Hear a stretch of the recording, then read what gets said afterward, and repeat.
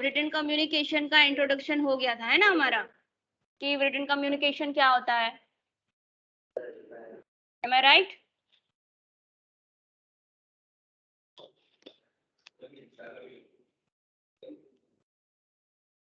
आवाज आ रही है मेरी? Yes ma'am. तो फिर आंसर क्यों नहीं मिल रहा है मुझे? ये हो गया था। ओके, तो अभी रिटन कम्युनिकेशन का इंट्रोडक्शन हो गया था हमारा। अब नेक्स्ट है एडवांटेजेस ऑफ रिटन कम्युनिकेशन। तो सबसे फर्स्ट है, देखो एडवांटेज रिटन कम्युनिकेशन में फर्स्ट है, it is accurate and precise. Accurate and precise means एकदम बोलते हैं ना हम, चौकसाई से जो काम होता है उसे एक्यूरेट बोलते हैं। कि जो हम रिटन कम्युनिकेशन जो करते हैं उसमें क्या होगा कि सबसे पहले हम आइडिया जनरेट करके फिर उसके अकॉर्डिंग हम एक फॉर्मेट में क्रिएट करेंगे अपना मैसेज, राइट करेंगे, लिखेंगे। मतलब कि फॉर एग्जाम्पल हम मेल ही करते हैं किसी को, अगर हम मेल करते हैं तो पहले हम प्रॉपर फॉर्मेट में लिखते हैं ना, ऊपर ग्रीटिंग लाइन लिखते हैं, फिर पूरा कंटेंट लिखा, सिग्नेचर ऐड की। सो एक क्या होता है, ये एक्यूरेट एंड प्रिसाइज होता है, एक फॉर्मेट में होता है रिटन कम्युनिकेशन। सो सामने वाला जो आप जिसे भेज रहे हो, जो रिसीवर है, उसे बेटरली अंडरस्टैंड कर सकता है, अच्छे से समझ सकता है in compare to oral communication. Okay, आया समझ में? Yes ma'am. Okay, then next है, Yes, it ma'am. Create a permanent record. जब हम ओरल कम्युनिकेशन सीख रहे थे तब हमने देखा था डिसएडवांटेजेस में ओरल कम्युनिकेशन के जो लिमिटेशंस थे, उसमें हमने देखा था ना कि ये फ्यूचर कंसर्न के लिए प्रेफरेबल नहीं है ओरल कम्युनिकेशन। सो वही एडवांटेज है किसका, रिटन कम्युनिकेशन का, कि आप उसको फ्यूचर में भी उसका रिकॉर्ड रख सकते हो, परमानेंट रिकॉर्ड रख सकते हो ना। अगर मैं मेल कर रही हूँ तो वो फिर मेरे इनबॉक्स में रहेगा, ये जो मेरे सेंट आइटम से सेंट मेल है उसमें रहेगा ही, परमानेंटली रहेगा। तो अगर मुझे फ्यूचर में अगर कोई रेफरेंस चाहिए कि भाई ये वाला मैसेज मैंने कब सेंड किया था, क्या लिखा था, क्या कंटेंट था, तो मैं वो वापस से चेक कर सकती हूँ। तो अगर आप किसी बात का, किसी मैसेज का, या फिर आप अपने जो कम्युनिकेट कर रहे हो उसका रिकॉर्ड रखना चाहते हो, तो बेटर है कि आप रिटन कम्युनिकेशन करो, है ना। Then next, it create a legal evidence. मैंने आपको ओरल कम्युनिकेशन जब हम सीख रहे थे तब मैंने आपको बताया था कि अगर मैंने ओरली किसी को अपना ऐसा ही कुछ लैंड या कुछ अपनी प्रॉपर्टी है वो बेच दी ओरली, तो मैं क्या उसका लीगली नहीं, फिर उसको अगर कुछ आगे चल के कुछ डिस्प्यूट्स आते हैं तो मैं उसको लीगली प्रूव नहीं कर पाऊंगी। लेकिन वही चीज अगर मेरे पास रिटर्न में होगी, हम करवाते हैं ना, अगर हमने कुछ प्रॉपर्टीज सेल की है या परचेज की है तो एक पूरा रिटर्न में करवाते हैं, हम करवाते हैं। Yes ma'am. यस, तो ये क्या हो गया, एक रिटन कम्युनिकेशन ही हो गया। एक लीगली आप बता सकते हो कि हाँ देखो ये बंदे का यहाँ पे सिग्नेचर है, उसने मुझे ये इस टाइम पे ये मतलब हमने ये ट्रांजैक्शन किया था, ठीक है। तो ये एक लीगल एविडेंस क्रिएट करता है रिटन कम्युनिकेशन में, जबकि ओरल कम्युनिकेशन में कोई लीगल एविडेंस नहीं होता, वो लीगलिटी नहीं होती ओरल कम्युनिकेशन में, ठीक है। नेक्स्ट है, it has a wide access. Wide access, wide means बहुत बड़ा, मतलब ग्रेट एक्सेस, बहुत सारे स्कोप्स है ना। जैसे कि आप एक साथ बहुत लोगों को कम्युनिकेट कर सकते हो। फॉर एग्जाम्पल मास मेलिंग, देखो यहाँ पे भी मेंशन किया हुआ है मास मेलिंग। मास मेलिंग क्या होता है कि जब आप एक ही साथ बहुत सारे लोगों को ईमेल सेंड करते हो at a reasonable cost and greater speed, उसे बोलते हैं मास मेलिंग। तो क्या हो गया, वाइड एक्सेस हो गया। आप साइमल्टेनियसली एक ही साथ आप बहुत सारे लोगों को मेल कर रहे हो, बहुत सारे लोगों के साथ एक साथ ही आप क्या कर रहे हो, कम्युनिकेट कर रहे हो, उसे बोलते हैं मास मेलिंग। और ये जो वाइड एक्सेस में आता है, वाइड एक्सेस मतलब बहुत बड़ा, वाइड मीन्स बड़ा होता है ना। तो वाइड एक्सेस बहुत बड़ा क्राइटेरिया हो जाता है उसका, वाइड एक्सेस कर सकते हो। तो देन नेक्स्ट है, it promote the goodwill of organization. Goodwill मैंने कहाँ पे सिखाया था आपको, लास्ट लेक्चर में मैंने बताया था गुडविल क्या होता है। इम्प्रेशन। Yes, image, impression. अब किसी का सामने वाले या फिर अपने ऑर्गेनाइजेशन है उसकी इम्प्रेशन। तो ये ओरल कम्युनिकेशन में भी यही सेम एडवांटेज था कि आप गुडविल को प्रमोट कर सकते हो। वही सेम एडवांटेज रिटन कम्युनिकेशन में भी है कि आप अपने ऑर्गेनाइजेशन की क्या कर सकते हो, गुडविल प्रमोट कर सकते हो। किसी को आप इफिशिएंट एक बहुत अच्छा वाला पर्टिकुलर जो फॉर्मेट में होता है वो वाला मैसेज सेंड करोगे तो उसके दिमाग में क्या होगी अपने ऑर्गेनाइजेशन की एक गुडविल क्रिएट होगी कि हाँ भाई ये पूरा फॉर्मेट में चलती है, ये ऑर्गेनाइजेशन पूरी प्रोफेशनल चलती है, ये क्या हुई, एक गुडविल क्रिएट हुई उसके माइंड में। ठीक है, तो हम रिटन कम्युनिकेशन से क्या कर सकते हैं, गुडविल प्रमोट कर सकते हैं। ओके, अब नेक्स्ट है it help to fix responsibilities. Oral communication की कंपैरिजन में अगर हम देखें तो ओरल कम्युनिकेशन में था कि आज जो बोली हुई बात है अगर फ्यूचर रेफरेंस के लिए हम देखते हो तो उसकी कोई रिस्पॉन्सिबिलिटी नहीं होती, हमारे पास कोई फ्यूचर रेफरेंस नहीं होता कि हाँ भाई ये पर्टिकुलर चीज ये बंदे ने कम्युनिकेट की थी, यहाँ पे अगर कोई मिस्टेक आ रही है तो कौन रिस्पॉन्सिबल होगा। वैसे ही हम रिटन कम्युनिकेशन में देखें तो यहाँ पे एक रिस्पॉन्सिबिलिटी फिक्स हो जाती है। ठीक है, क्योंकि ये फ्यूचर रिकॉर्ड में भी रहेगा, तो आप फ्यूचर में अगर कोई मिस्टेक होती है तो आप वो रिकॉर्ड चेक कर सकते हो कि ये पर्टिकुलर मिस्टेक कहाँ से हुई, तो क्या होता है रिस्पॉन्सिबिलिटी फिक्स हो जाती है। आया समझ में? Yes, ma'am. ये Yes, थे ma'am. Advantage No, ma'am. Written communication के। इसमें कोई डाउट है, बताओ मुझे। मैम हमारा होल्ड ऑन हो गया था सबका, तो हमने सीखा नहीं। ओके, तो कहाँ से रह गया फिर? It has wide access. उसके ऊपर एक और ऊपर वाली 10वें नंबर के पेज पे ये वाली, यहाँ ये तीनों पॉइंट हो गए फिर। तीसरे नंबर का है ना, इट क्रिएट लीगल है। हाँ, यहाँ से तीसरे नंबर का पॉइंट है ना, लीगल एविडेंस से बाकी है ना। हाँ। ओके ओके, तो देखो हमने ओरल कम्युनिकेशन में सीखा था कि अगर आज कोई बोली हुई बात है उसका कोई लीगल एविडेंस नहीं होता, अगर मैं कुछ अपनी प्रॉपर्टी परचेज कर रही हूँ, सेल कर रही हूँ, तो वो मैं अगर ओरली कर रही हूँ तो क्या वो लीगालिटी रहेगी उसमें? नहीं ना, मैंने मुंह से बोली हुई बात का कोई लीगल एविडेंस नहीं होता है। वैसे ही अगर हम रिटन कम्युनिकेशन में देखें तो हम क्या, एक रिकॉर्ड क्रिएट हो जाता है पर्टिकुलर, यहाँ पे हमने देखा ना कि परमानेंट रिकॉर्ड क्रिएट होता है। तो अगर हम लीगल एविडेंस के अकॉर्डिंग देखें तो एक मेरे पास अगर एक परमानेंट रिकॉर्ड है तो क्या है, वो लीगल है। अगर कोई डिस्प्यूट क्रिएट होते हैं इन फ्यूचर तो मैं क्या कर सकती हूँ, अगर मुझे कोर्ट में लॉ के सामने अगर मुझे वो दर्शाना है कि भाई प्रूफ करना है कि नहीं भाई मैं, ये बंदे ने मेरे साथ गलत किया है या फिर इसमें कुछ मिसबिहेव हुआ है, तो हम क्या कर सकते हैं, लीगल एविडेंस प्रोवाइड कर सकते हैं अगर मेरे पास रिटन रिकॉर्ड है तो। हमने अगर हम प्रॉपर्टी सेल परचेज करते तो हम बहुत सारे पेपर्स पे साइन करते हैं। Yes ma'am. Yes ma'am. Yes. तो एक रिटन कम्युनिकेशन हुआ है ना, वो लीगल एविडेंस क्रिएट किया हमने एक पर्टिकुलर चीज के लिए, ताकि क्या हो, इन फ्यूचर अगर कोई डिस्प्यूट क्रिएट होता है तो हमारे पास लीगल एविडेंस रहेगा रिटन में। तो this is the most advantages of written communication कि आप लीगल एविडेंस भी क्रिएट कर सकते हो। आया समझ में? Yes ma'am. Okay, then next है it has a wide access. Wide access होना, wide means large access, large बड़ा मतलब बहुत बड़ा एरिया अगर होता है तो उसे वाइड एक्सेस बोलते हैं। तो वाइड एक्सेस अगर हम रिटन कम्युनिकेशन के अकॉर्डिंग देखें तो फॉर एग्जांपल मेल को ही ले लेते हैं। मेल में क्या कर सकते हो आप, मास मेलिंग कर सकते हो है ना, with greater cost, with reasonable cost and greater speed. तो मास मेलिंग क्या होता है, जब एक साथ आप बहुत सारे लोगों को मेल कर रहे हो तो उसे बोलते हैं मास मेलिंग। अगर मुझे एक ही सेम चीज 100 लोगों को भेजनी है तो मैं क्या करूंगी, मास मेलिंग करूंगी, तो वो एक ही चीज एक ही टाइम पे 100 लोगों को एक साथ मिल जाएगी, उसे बोलते हैं मास मेलिंग।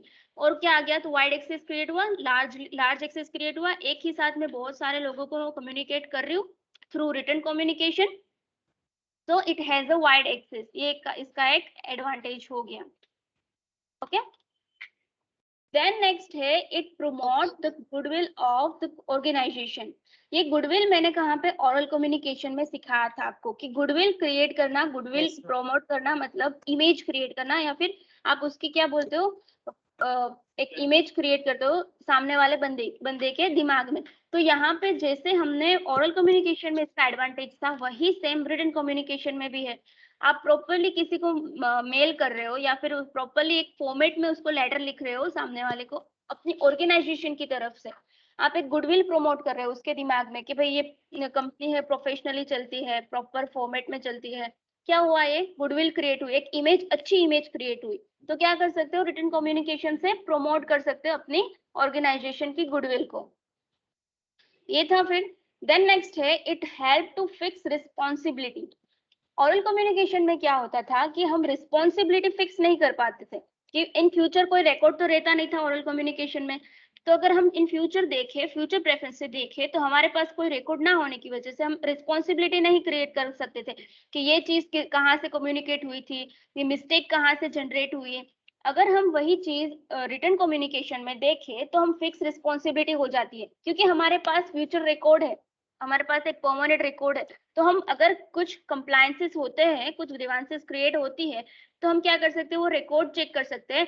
तो एक क्या होती है, एक फिक्स रिस्पॉन्सिबिलिटी क्रिएट हो जाती है कि कौन से पर्सन ने कौन सा कम्युनिकेशन किया है, कौन सा मेल किया हुआ है। तो या क्या हो गई, यहाँ पे उस बंदे के लिए फिक्स रिस्पॉन्सिबिलिटी हो गई। ओके, तो ये थे एडवांटेज किसके, रिटन कम्युनिकेशन के एडवांटेज। अब कुछ क्वेश्चन है, डाउट है, बताओ मुझे।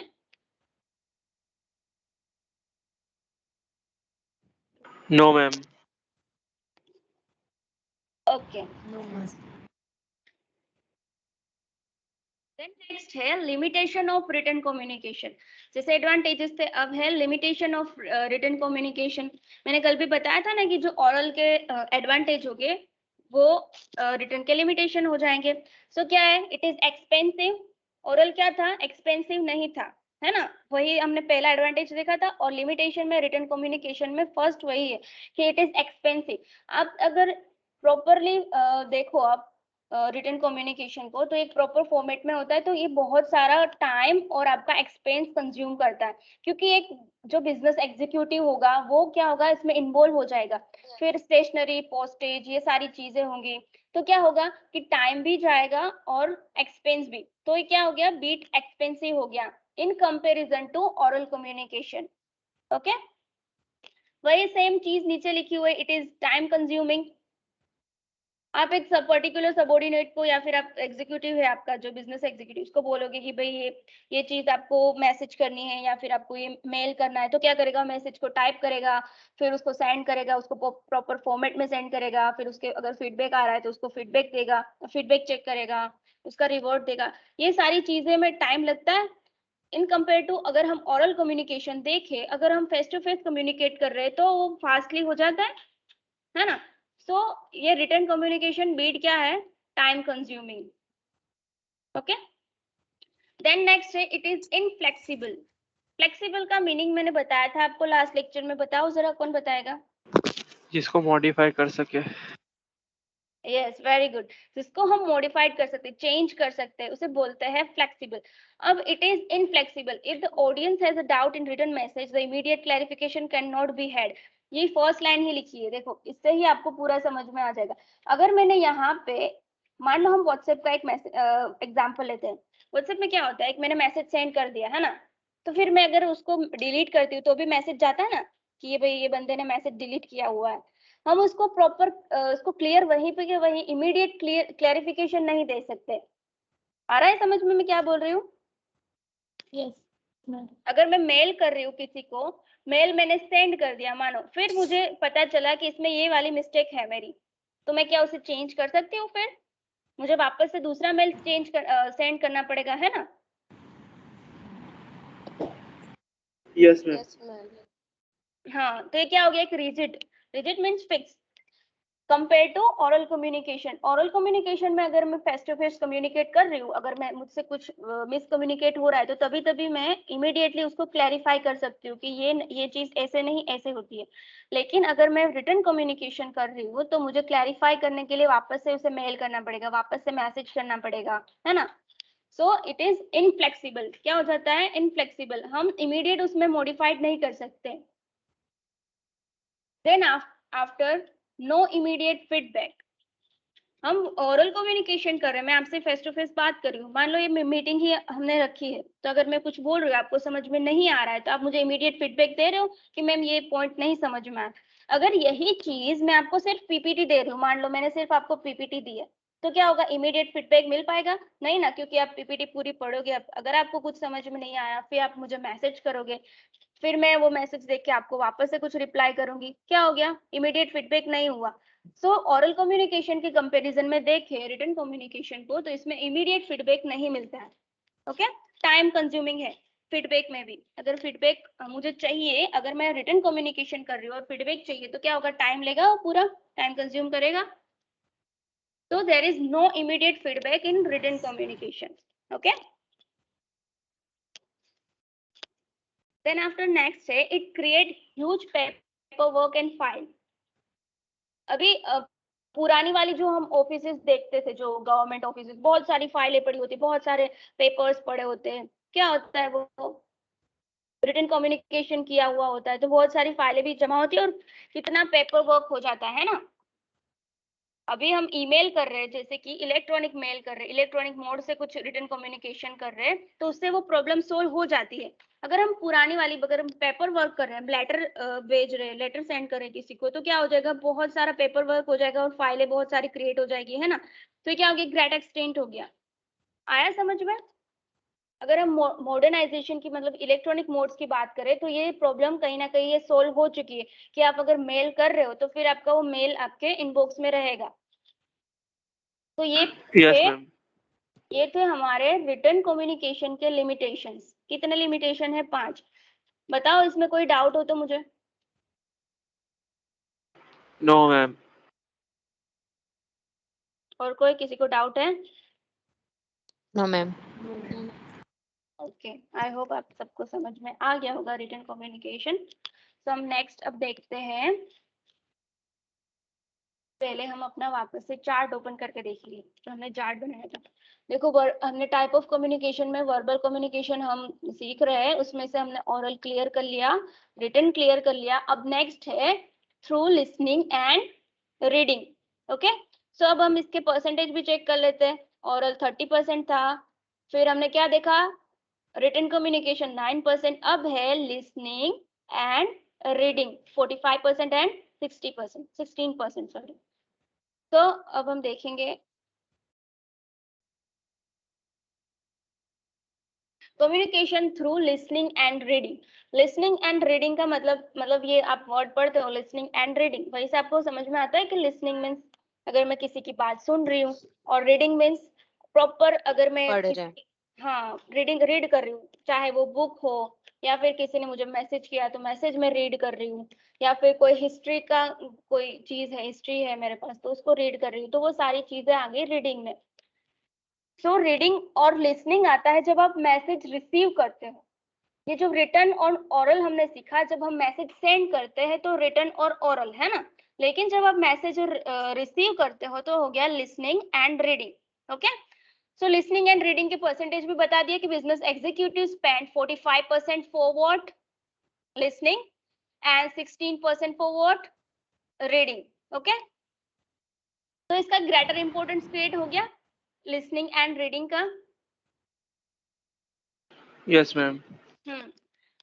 अगर अब आपको पता है 2 वे कम्युनिकेशन, 1 वे कम्युनिकेशन, बताओ कोई, यस और नो आंसर दो। मैम आपकी आवाज नहीं आ रही। अब आ रही है आवाज? Hello, Yes, ma'am. Yes ma'am. Yes, तो मैं बताती हूँ। देखो, 1 वे कम्युनिकेशन क्या होता है, अगर हम रिटर्न को देखें ना, कई बार अगर मैं पीपीटी सेंड कर रही हूँ और आपको बोल रही हूँ ना, मुझे सिर्फ आप पढ़ो उसको, मुझे कोई फीडबैक या मुझे कुछ नहीं चाहिए, मैम या आवाज फिर नहीं आ रही। अब आ रही है आवाज? हेलो, यस, आ रही है आवाज मेरी? नहीं मैम, आपकी आवाज कट कट कट के आ रही है। कट क्या आ रही है। अभी भी नहीं आ रही। उमर, आपको सुनाई दे रहा है प्रॉपर्ली? आप जरा चेक करो ना वहां पे कनेक्शन। यहाँ सबका नेटवर्क नहीं चल रहा।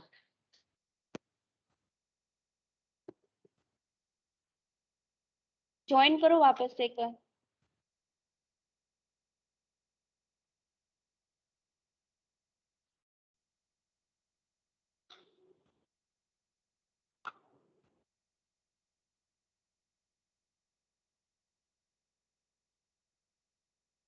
हो गया मैम, अब आ रही है आवाज मेरी? Yes ma'am. Yes ma'am.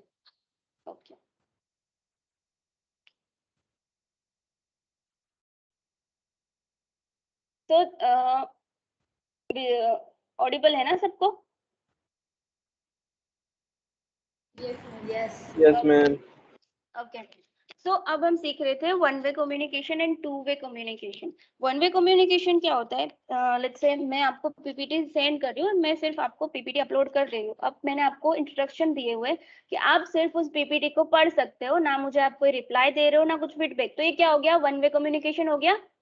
सिर्फ मैंने कुछ बताया, उसका ना तो कोई फीडबैक आ रहा है ना रिप्लाई आ रहा है कुछ भी, तो ये वन वे कम्युनिकेशन हो गया। अगर मैं क्लास में पढ़ा रही हूँ, आप कुछ कोई भी आंसर नहीं दे रहे हो, ना यस ना नो, तो ये फिर क्या हो गया? One way communication.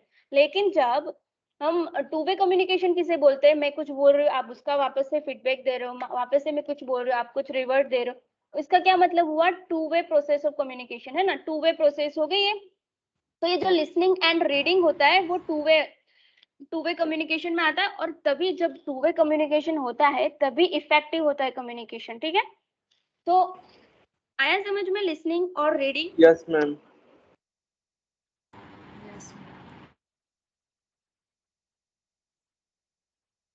अगर आपको आपके आइडियाज किसी और के दिमाग में मतलब इफेक्टिवली इम्पार्ट करना मतलब आइडियाज देना है ना, सो उसके लिए आप कौन सा कम्युनिकेशन यूज करते हो? ओरल या तो रिटन कम्युनिकेशन। लेकिन सामने वाले बंदे ने जो मैसेज सेंड किया है उसको अगर आपको समझना है, बोलते हैं ना डिकोड करना है, तो क्या यूज करोगे? Listening and reading. Proper listening Yes, ma'am. और reading, proper listening and reading से ही आप क्या मैसेज समझ पाओगे, डिकोड कर पाओगे, है ना?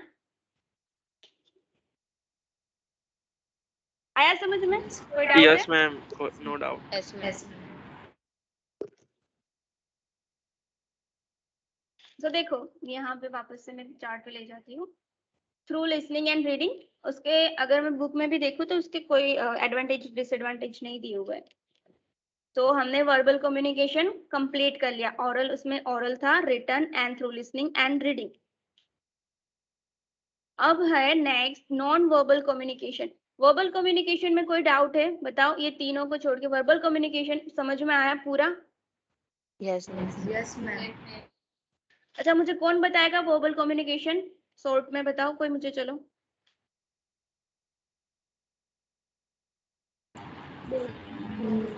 वर्बल कम्युनिकेशन मतलब हम अपनी बात कोई को वर्ड्स में या लेटर्स में और जब ये वर्ड्स और लेटर्स का वो क्या शोध नहीं हुई थी तब जो साइंस है और जिससे हम अपनी बात कहते थे उससे वर्बल कम्युनिकेशन में आता है। ओके, सो वर्बल कम्युनिकेशन मीन्स आप अपनी जब कम्युनिकेट वर्ड्स में लेटर्स में करते हो तो उसे बोलते हैं वर्बल कम्युनिकेशन। अगर अभी मैं बोल रही हूँ, अभी मैं हिंदी लैंग्वेज का यूज कर रही हूँ आपके साथ बोलने में, है ना? तो एक वर्ड भी यूज कर रही हूँ, मैं कोई लैंग्वेज यूज कर रही हूँ, ये वर्बल हो गया। अब अगर मैं कोई वर्ड यूज नहीं कर रही हूँ और फिर भी कम्युनिकेट कर रही हूँ, तो क्या हो गया? वो नॉन वर्बल कम्युनिकेशन हो गया। ओके, जैसे कि आपकी मम्मी अगर आपको डांट रहे, अगर आपके घर पे मेहमान आए और आपको मतलब आपने कुछ ऐसा कुछ हरकत कर दी और आपको मतलब गुस्से गुस्से से देख रहे, आप उनके चेहरे को देख के समझ जाओगे कि हाँ मम्मी गुस्से में है। ये क्या हो गया? आप समझ गए उनकी चीज को कि वो गुस्से में है ना? वो क्या हो गया? Non verbal communication. तो हम अब देखते हैं नॉन वर्बल कम्युनिकेशन। तो non verbal communication is the most basic form of communication. यही सेम लाइन आपने वर्बल में भी यूज की थी। देन क्या होगा कि जब आप कोई वर्ड यूज नहीं कर रहे हो, आप कुछ बोल नहीं रहे हो, कोई लाइन या कुछ भी लेटर कुछ बोल नहीं रहे हो, फिर भी आप कम्युनिकेट कर रहे हो, उसे बोलते हैं नॉन वर्बल कम्युनिकेशन। क्या बोलते हैं? Non verbal communication. Although we have come a long way since those primitive times means past times, we still use non-verbal cause of express superiority, dependence, dislike, respect, love and other feelings. अब हम चलो अभी हम कोई animal ही देखते हैं, वो बोलते तो नहीं है, फिर भी अगर वो कम्युनिकेट तो करते ही होंगे ना, है ना? तो अगर देख के हमें दिखता तो है, Yes, ma'am. हाँ, वो क्या हो गया? Non verbal. वही उसी तरीके से अगर हम इंसानों में भी देखें तो जब लेटर्स नहीं थे, मतलब लेटर्स का मतलब यूज ही नहीं था, लोग बहुत पहले के जमाने का देखे लेटर्स यूज नहीं होते थे, तब भी कम्युनिकेशन होता था। कैसे होता था? नॉन वर्बली कम्युनिकेशन होता था। अगर आप किसी को अपनी बिना बोले बोलते ना, जता रहे हो आप उसको रिस्पेक्ट जता रहे हो बिना बोले, तो क्या हो गया? कम्युनिकेट हो गया, नॉन वर्बल कम्युनिकेशन हो गया। अगर आप किसी को पसंद नहीं करते हो, फिर आपके वो एक्सप्रेशन, आपकी बॉडी लैंग्वेज से पता चल जाता है कि हाँ भाई ये बंदा इस बंदे को पसंद नहीं करता है, तो क्या हो गया? Non verbal communication. ओके, तो अब है importance of non verbal communication. तो दो the non-verbal communication is unstructured and spontaneous. Unstructured and spontaneous means इसका कोई स्ट्रक्चर नहीं होता, इसका कोई प्रॉपर फॉर्मेट नहीं होता है ना, इसे बोलते हैं unstructured and spontaneous. It create more impact than verbal communication. The research has shown that non-verbal communication account for 93% of our total communication. हम जो टोटल कम्युनिकेशन करते हैं, हम डे टू डे लाइफ में भी बहुत सारे नॉन वर्बल कम्युनिकेशन करते हैं जिसका हमें ध्यान भी नहीं होता कभी कभी। अभी मैंने एग्जांपल बताया ना अपनी मम्मी का, वो तो रोज होता ही है। सो नॉन वर्बल कम्युनिकेशन हम डे टू डे लाइफ में भी यूज करते हैं, 93% of our total communication. The importance of non-verbal communication is for two reasons. There are two reasons why non-verbal communication is important. तो सबसे पहले reliability and efficiency. Reliability means कि trustworthy है, और efficiency मतलब उसका greater effect है। आप मम्मी का फेस देख के ही पता चल जाएगा कि भाई हाँ मम्मी गुस्से में, अब ये वाली ये बंद कर दो, अब जो भी कर रहे हो, है ना। तो ये क्या आएगा? एक इफेक्ट होगा नॉन वर्बल कम्युनिकेशन का। तो इस चीजों पे there are 4 type of non verbal communication. तो सबसे पहले देखो यहाँ पे सबसे पहले है बॉडी लैंग्वेज, देन आफ्टर है para language, time and space language and sign language. उसके अंदर भी टाइप्स दिए हुए हैं। ऑडिबल है ना मेरी आवाज? सबको सुन रही हो ना मैं? Yes, ma'am. Yes, ma'am. Okay, तो देखो सबसे पहले है बॉडी लैंग्वेज।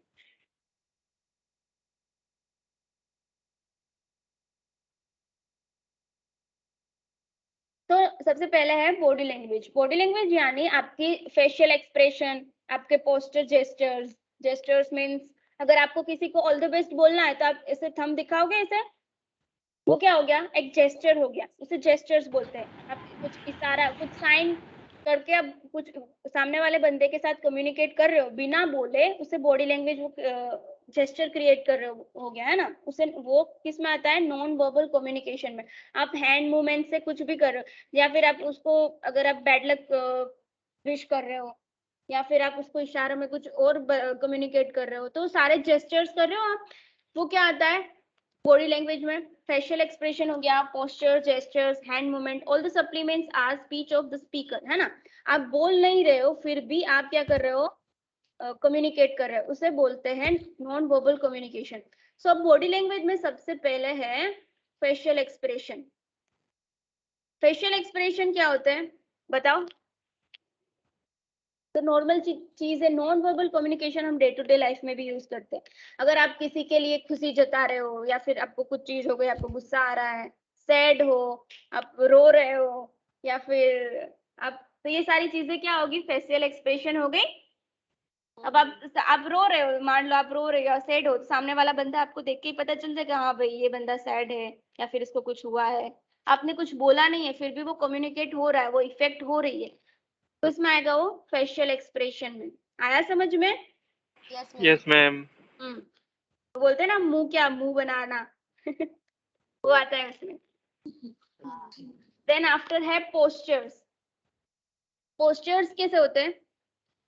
कि हम कैसे खड़े या बैठे हैं, या फिर किस तरीके से। अगर मैं बहुत लेजी हूँ, मैं घर पे हूँ तो आराम से मैं बैठूंगी, या फिर अगर मैं ऑफिस में हूँ तो मैं एक पोस्चर में बैठूंगी। तो ये पोस्चर्स हुए आपकी बॉडी का, आप किस तरीके से क्या कर रहे हो, अपने मूवमेंट्स कर रहे हो, जैसे कि आप किस तरीके से बैठे हो, खड़े हो, ये सारे पोस्चर्स में आगे। जनरल पोस्चर जो होते हैं ना, वो अगर मैं ऐसे ही बैठी हूँ तो सामने वाले बंदे को पता चल जाएगा मेरी पोस्चर से कि ये बीमार है, या फिर ये आलसी है, लेजी है ना। तो ये बॉडी लैंग्वेज में आता है पोस्चर, जिससे आप कम्युनिकेट कर रहे हो, आप कुछ मैसेज दे रहे हो सामने वाले बंदे को। देन आफ्टर है जेस्चर्स। जेस्चर्स होते हैं आप कुछ मूवमेंट कर रहे हो, अपने हैंड से मूवमेंट करो। अभी मैंने बताया ना, अगर आप किसी को ऑल द बेस्ट विश कर रहे हो, या फिर वो पेपर देने जा रहा है, आप उसको ऑल द बेस्ट, आप इसे थंब दिखाओगे उसे, वो क्या हुआ? जेस्चर हुआ। ओके, सो ये जेस्चर होता है। पोस्चर यानी आप हाँ, पोस्चर यानी आप किसी आपकी बॉडी की जो पोजीशन है उससे ही सामने वाला बंदा मतलब एक क्या बोलते हैं, अनुमान लगाना। हाँ, अनुमान लगा सकता है कि आप मतलब बीमार हो या फिर लेजी हो, है ना। और जेस्चर ये होता है कि आप अपने हैंड मूवमेंट से या फिर कुछ भी आप उसको सामने वाले बंदे को कम्युनिकेट कर रहे हो, कुछ विश कर रहे हो। और हर एक जेस्चर के हर एक कंट्री में अलग अलग मीनिंग होते हैं। जैसे कि हम यहाँ पे बोलते हैं ना कि ऑल द बेस्ट दिखाना होता है, ऑल द बेस्ट कहना होता है, तो भी हम क्या करते हैं, थंब दिखाते हैं। फिर कोई और उसका अलग भी मीनिंग निकालता है, जैसे ठेंगा दिखा रहा है ना। आया समझ में? Yes, ma'am. Yes. Then after है आई कांटेक्ट। आई कांटेक्ट का ग्रेट एग्जांपल अपनी मम्मी होती है। आंखों से ही बता देती कि क्या मतलब क्या हालत है अभी, और क्या आगे मेहमान चले जाएंगे फिर क्या होने वाला है अपना। सो ये आई कांटेक्ट इशारे करते हैं हम कि हाँ, अगर किसी को ऐसे पलके चिपका के ऐसे बोलते कि हाँ बोलना है, नहीं बोलना है, या फिर अगर गुस्से में है तो ऐसे बड़ी बड़ी आंखें हो जाएगी, अगर रो रहे तो आंखों में से आंसू आएंगे। सो ये सारी क्या चीजें हुई, आई कांटेक्ट हुई। आया समझ में? किसी सामने वाले को देख के ही आप उसका मैसेज समझ जाते हो। कैसे हुआ? आई कांटेक्ट से हुआ। Okay. Yes, ma'am. Then after overall appearance. Overall appearance में सारी चीजें आ जाती है, फेशियल एक्सप्रेशन, पोस्चर, जेस्चर और आई कांटेक्ट। ओवरऑल अपीयरेंस मतलब आपकी अपीयरेंस मीन्स आपका देखाव, जो बोलता है ना, एक क्लोथिंग सेंस हो गया आपका, आप किस तरीके से बिहेव कर रहे हो, कॉन्फिडेंट है हो, सेंसिबल हो, ये सारी ये ओवरऑल अपीयरेंस में आता है। अपीयरेंस यानी आपका जो देखाव होता है उससे भी आप इससे भी किसी उसका एजप्शन कर रहे हो, कर सकते हो कि ये बंदा किस टाइप का होगा, है ना। तो ये सारी चीजें थी हमारी बॉडी लैंग्वेज में नॉन वर्बल कम्युनिकेशन के लिए। ओके। ये मोस्टली कभी कभी वन वे भी होता है। ओके। इसका शायद आप अभी मेरा ओवरऑल एक्सपीरियंस देख के आप अपने मन में कुछ अब मेरे लिए कुछ अजप्शन क्रिएट कर लो, फिर आप मुझे उसका फीडबैक नहीं दोगे, ये वन वे भी हो सकता है। आया समझ में? Yes, ma'am. Yes, ma'am. Yes, ma'am. Okay. Then next है para language. Para language means like a language, मतलब उसके जैसी ही। लैंग्वेज मीन्स भाषा होती है ना, हम जो बोलते हैं भाषा, तो उसके जैसे ही कुछ यूज करते हैं, उसे बोलते हैं para language, like a language. उसका प्रॉपर मीनिंग होता है लाइक अ लैंग्वेज। देखो यहाँ पे मैंने मेंशन भी किया हुआ है, लाइक अ लैंग्वेज, उसे बोलते हैं पैरा लैंग्वेज। जैसे कि अभी मान लो मैं कुछ ऐसे ही बोले जा रही हूँ, ना कोई फुल स्टॉप आ रहा है ना कोई कोमा, तो आपको समझ में आएगी वो चीज? अगर मैं बोल No, रही हूँ ma'am. आपको, अगर मैं बोल रही हूँ आपको समझ में आ गया, और क्या आपको समझ में आ गया, इन दोनों चीजों में डिफरेंस है। Yes, ma'am. पहले मैंने बोला कि आपको समझ में आ गया, फिर मैं बोलूंगी आपको समझ में आ गया, तो ये क्या हुआ, दोनों में मैं पहला तो नॉर्मली बोल रही हूँ और दूसरे में क्या कर रही हूँ, क्वेश्चन। Question. तो मेरी बोलने की स्पीच की जो स्टाइल है उससे आपको पता चल रहा है कि मैंने पहला नॉर्मली सेंटेंस बोला और सेकंड जो बोला वो क्वेश्चन था, क्वेश्चन पूछ रही हूँ थी मैं कि Yes. आपको समझ में आ गया। ये क्या हुई, पैरा लैंग्वेज हुई, लाइक अ लैंग्वेज। इसका कोई प्रॉपर वर्ड या वो नहीं होता है कि प्रॉपर लेटर नहीं होता, लेकिन फिर भी सामने वाला बंदा समझ रहा है कि इसने क्वेश्चन पूछा या फिर इसको सिंपल बता रहा है। ये क्या हुई, पैरा लैंग्वेज। कहाँ पे मुझे पोज करना है, पोज करना मतलब कहाँ रुक रुक के बोलना है, कहाँ मुझे एक साथ बोलना है, ये तो कहाँ पे गैप आना चाहिए, ये सारी चीजें किस में आती है, पैरा लैंग्वेज में। ओके। आया समझ में? ये Yes, हम बोलते ma'am. हैं ना फुल स्टॉप या फिर कोमा, अगर हम ये देखो यहाँ पे डबल इन्वर्टेड कोमा मैंने मेंशन किए हुए हैं, ये सारी चीजें पैरा लैंग्वेज में ऐड होती है। Yes, ma'am. देन उसी पैरा लैंग्वेज में है वॉइस। वॉइस, अगर मैं मेरी वॉइस की जो बोल रही हूँ अगर वो मैं क्लियर है, या फिर मेरा अगर मैं कोई गाना गा रही हूँ, है ना, अगर मैं गुस्से में बोल रही हूँ, तो ये सारी जो वॉइस है मेरी अलग अलग होगी। बताओ। Yes, ma'am. हाँ, तो क्या हो गई, वॉइस। उसे बोलते हैं पैरा लैंग्वेज। मैं वही सेम चीज अगर मैं कोई राग में बोल रही हूँ, मैं अभी जो लेक्चर पढ़ा रही हूँ आपको कुछ बोल रही हूँ, वही सेम चीज में कोई मतलब म्यूजिकल वे में बोल रही हूँ, तो आपको समझ में आ रही कि आएगा कि मैम तो गाना गा रहे हैं। है ना। हाँ यस मैम। वो आप जो समझ रहे हो मेरे बिना बताए, उसे क्या हो गया, वो पैरा लैंग्वेज हो गई। वॉइस की अलग अलग डिफरेंट टाइप के जो वॉइसेस होते हैं, उससे हम क्लियरली समझ सकते हैं कि ये म्यूजिकल है, क्लियर है, या फिर प्लेजेंट है। प्लेजेंट मीन शांत है, अनप्लेजेंट मतलब अशांत है, एंड सो ऑन। सो ये वॉइस के थ्रू आप समझ सकते हो, है ना। यस ये मैम। वॉइस हो गई। उसके बाद है पीच वेरिएशन। पीच वेरिएशन का मतलब होता है कि मैं किस पीच में बोल रही हूँ। पीच यानी कि मैं जोर से बोल रही हूँ या फिर धीमे धीमे बोल रही हूँ। मैं लिसनर के इंटरेस्ट के हिसाब से वेरिएंट करके मेरी पीच को बोल रही हूँ, वो हो गई पीच वेरिएशन। मैं अलग अलग वेरिएट पीच से बोल सकती हूँ। मैं अगर मैं ऐसे ही फास्टली बोलूँ तो क्या मेरी पीच ज्यादा हो जाएगी, या फिर मैं कम धीरे धीरे बोलूँ तो आप समझ लो मैम आराम से अच्छे मूड में अच्छे से पढ़ा रहे हैं। अगर मैं फास्टली बोले जा रही हूँ तो आपको लगेगा कि भाई मैम को पढ़ाने का मूड नहीं है या फिर गुस्से में है। तो ये क्या हो गई, पीच वेरिएशन हो गई। किसमें आएगी, ये भी हमारी पैरा लैंग्वेज में। देन आया स्पीकिंग स्पीड। स्पीकिंग स्पीड में होता है कि मैं कितना फ्लुएंसली बोल रही हूँ। फ्लुएंसी मतलब चौकसाई से बोल रही हूँ, है ना। फ्लुएंसी या मतलब हम बोलते हैं ना कि मेरी फ्लुएंट इंग्लिश से बोलती हूँ मैं, या फिर फ्लुएंट गुजराती बोलती हूँ। वही मैं किस फ्लुएंस से बोल रही हूँ, किस स्पीड से बोल रही हूँ, वो ऑब्जर्वर को पता चलेगा। कि अगर मैं जनरली मैं जनरल स्पीड से बोल रही हूँ, या फिर मैं कुछ चीजें फास्ट फास्ट बोलनी होती है, फास्ट फास्ट बोल जाती हूँ, तो क्या होता है, वो एक पैरा लैंग्वेज से हमें पता चलता है कि उसकी स्पीड क्या है। तो ये जो होती है ना, जो अगर मैं बहुत ज्यादा इनकेस हम स्पीडी डिलीवरी करते हैं मैसेज की, तो क्या हो जाता है, डिफिकल्ट क्रिएट हो जाता है सामने वाले को समझने में भी, और मुझे मतलब बताने में भी। अगर मैं बहुत ग्रेटर स्पीड से बोलती हूँ तो मिसकम्युनिकेशन भी हो सकता है ना। आया समझ में, ये तीनों चीजें समझ में आई, yes ma'am. Voice, speech variation Yes, and ma'am. Speaking speed. Yes ma'am. Yes, ma'am. And after pause. Pause means अगर मैं कुछ लाइन बोल रही हूँ, अगर आपने देखा बहुत सारे एग्जांपल भी देखे होंगे कहाँ पे पोज आना चाहिए। अभी मैं जैसे कि कहाँ पे पोज आना चाहिए, फिर मैं रुक गई, फिर मैं वापस से कुछ बोल रही हूँ। अगर मैं पूरी बोले ही जाऊं आपका कुछ सुनू भी नहीं, तो ये क्या हो गया, मिसकम्युनिकेट क्रिएट होगा। Yes, ma'am. हाँ, तो यस ये मैम। जो हम अपने तरीके से कोई भी सेंटेंस में पोज रखते हैं। देखो यहाँ पे भी मैंने स्पेस रखा है, ये दोनों वर्ड। अगर मैं यहाँ पे ऐसे एक कैन नॉट एंड, यहाँ पे भी मैं स्पेस हटा दूं, ये सब कुछ स्पेस हटा देती हूँ, आपको समझ में आएगा फिर? नो आसानी से मैम। समझ पाओगे ये वर्ड को? बताओ। No ma'am. हाँ, तो क्या होगा, ये मैंने पोज क्रिएट किया। अगर मैं बोलने में भी, अगर मैं बोल रही हूँ कुछ, अगर मैं बोलने में भी अगर मैं पोज नहीं, वर्ड्स के बीच में पोज नहीं आता है तो आपको समझ में नहीं आएगा। तो ये पोज भी किस में आता है, पोज अगर हम कहीं पे पोज लगा रहे हैं, यहाँ पे मैंने स्पेस लगाई है, तो मैं लिखूंगी थोड़ी यहाँ पे कि पोज, यहाँ पे स्पेस है, ऐसा नहीं ना, मैंने लिखा नहीं है ना, आपको दिख नहीं रहा है। मैंने जो स्पेस दी है वो क्या है, इनविजिबल है, लेकिन है, आप समझने के लिए वहां पे पोज है। तो क्या हो गया, वो पैरा लैंग्वेज हो गई। Okay. Yes ma'am. Then after है वॉल्यूम वेरिएशन। ये जो मैंने पीच वेरिएशन बताया ना, वही सेम होता है वॉल्यूम वेरिएशन। कि ऑडिबल है, अगर नॉन ऑडिबल, अगर मैं अभी बोल रही हूँ, मैं बोले ही जा रही हूँ, आपको सुना ही नहीं दे रहा है, तो फिर क्या होगा, वो हो गई वॉल्यूम वेरिएशन। वॉल्यूम ज्यादा रख रहे हो, वॉल्यूम कम रख रहे हो, स्पीड ज्यादा है, कम है, ये सारी चीजें, ये आप वैसे जनरली देखो ना, तो ये pitch variation, speaking speed, volume variation, ये सारी चीजें कहीं ना कहीं सेम होती है। और आप yes ma'am.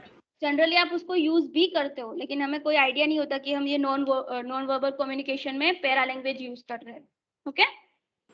Yes ma'am. Then after है non fluencies. Non fluencies like हम बोलते हैं ना ओ, जैसे कि हम ये अगर हम मैसेज में होता है ना, HMMM लिखते हैं, ओके, लुक, ऐसा सब लिखते हैं, ये सब non Fluence word. Yes ma'am. ये वर्ड का कोई मतलब, अभी देखो ये OH का कोई मीनिंग है प्रॉपर, बताओ? No. हाँ, लेकिन हम अगर कोई कोई मुझे बता रहा है तो मैं ओ ऐसा कर रही हूँ, ये क्या हो गया, नॉन फ्लुएंस हो गया और पैरा लैंग्वेज में आ गया, है ना। कोई अगर मैं प्रॉपर कोई किसी को मेल कर रही हूँ तो मैं उसमें ओ ऐसा नहीं लिख सकती, है ना, ओ आई सी ऐसा नहीं लिख सकती। हम बोलते हैं ना, हाँ ऐसा, अच्छा ऐसा, हिंदी में भी बोलते हैं। तो ये नॉन फ्लुएंसीज हो गई और पैरा लैंग्वेज में आता है। आया समझ में सबको, बताओ? Yes, Yes, ma'am. ma'am. अब नेक्स्ट है वर्ड स्ट्रेस। वर्ड स्ट्रेस का यहाँ पे ना ग्रेटर एग्जांपल ये देखो दिया हुआ है। कौन से वर्ड पे स्ट्रेस दे रहे हो उससे उसका क्या उसका मीनिंग चेंज हो जाता है। देखिए जैसे कि मैं बोल रही हूँ are you satisfied with this orientation, फिर are you satisfied with this orientation, या फिर मैं बोल रही हूँ are you satisfied with this orientation, या फिर मैं बोल रही हूँ are you satisfied with this orientation. ये मैंने सेम ही 4 सेंटेंस बोले, लेकिन मैंने क्या अलग अलग वेरिएट में बोले, क्योंकि मैंने अलग अलग वर्ड को क्या दिया स्ट्रेस दिया, मतलब उस पर ज्यादा जोर दिया। कि अगर मैं बोल रही हूँ are you satisfied with this orientation, या फिर मैं बोल रही हूँ are you satisfied with this orientation, ये दोनों सेम ही चीज थी। आपको समझ में आई उसमें डिफरेंस मैं किस तरीके से बोली, बताओ Yes, ma'am. बाकी सबको। पहले you. Yes, Now, ma'am. Yes, ma'am. Satisfied. Are you satisfied with this? Yes तो ये हो गया वर्ड स्ट्रेस। आप हिंदी में भी किस वर्ड को स्ट्रेस दे रहे हो वो एक पैरा लैंग्वेज हो गई। क्या अगर मैं पर्टिकुलर आपसे ही पूछ रही हूँ कि are you satisfied with this orientation, मैं अगर बहुत सारे स्टूडेंट्स है मैं आपको पूछ रही हूँ कि are you satisfied with this orientation, वही सेम चीज मैं सबको बोल रही हूँ are you satisfied with this orientation. ये क्या हुआ, दोनों वर्ड में मैंने स्ट्रेस अलग अलग दी, तो ये हमारी हो गई पैरा लैंग्वेज। आ गई समझ में, ये पूरी Yes, पैरा ma'am. लैंग्वेज से क्लियर हो। अभी मुझे बताओ यहाँ पे कोई आपको डाउट हो तो बताओ मुझे। चलो